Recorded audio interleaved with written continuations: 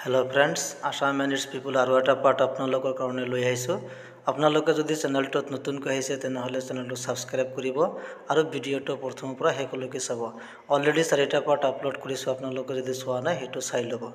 চাওক, question number 1, ভাৰতৰ প্ৰথম দ্বীপ জিলাখনৰ নাম কি?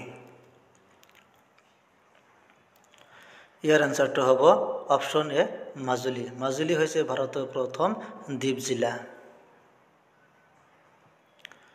क्वेश्चन नंबर 2, অসমৰ প্ৰথম টাইগাৰ ৰিজাৰ্ভ কোনটো?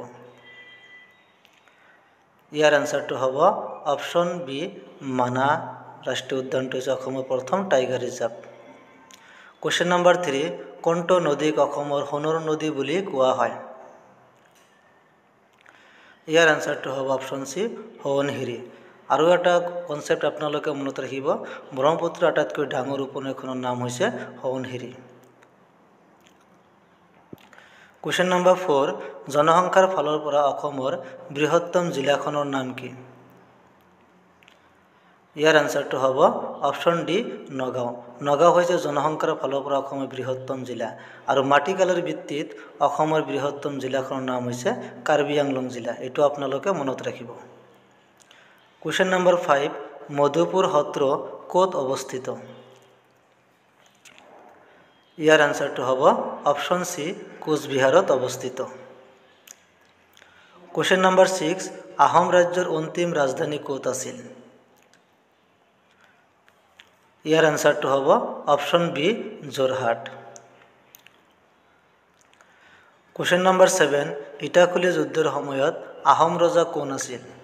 क्वेश्चनটো বহুত ইম্পৰ্টেন্ট হয়। ইয়াৰ আনসাৰটো হ'ব অপশন সি গদাধৰ সিংহ। আৰু ইটাখুলিৰ যুদ্ধ আহোম আৰু মোগলৰ শেষ ৰণ আছিল।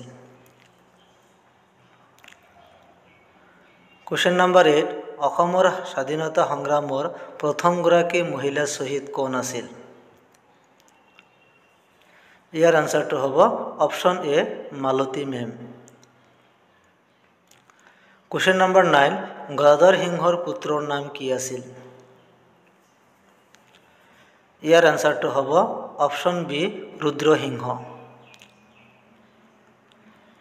क्वेश्चन नंबर 10, কাৰ দিনত দৰং ইংৰাজৰ হাতলৈ গুচি যায়? ইয়াৰ আনসাৰটো হ'ব অপশন ডি দৰঙী ৰজা কৃষ্ণ নাৰায়ণৰ দিনত।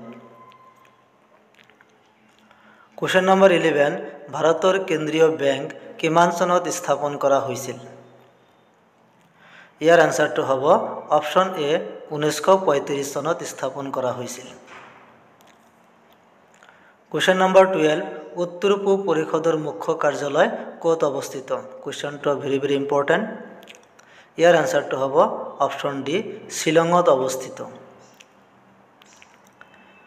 क्वेश्चन नंबर 13, অসম ক্ৰীড়া দিৱস কেতিয়া পালন কৰা হয়? ইয়াৰ আনসাৰটো হ'ব অপশন এ 17 অক্টোবৰত পালন কৰা হয়। क्वेश्चन नंबर 14, সুদীৰ্ঘ দিন আৰু ঋতু পুথিখনৰ ৰচক কোন?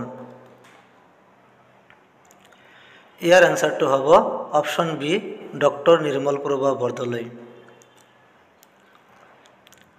क्वेश्चन नंबर 15, মোৰ যে কিমান হেঁপাহ এই পুথিখনৰ ৰচক কোন?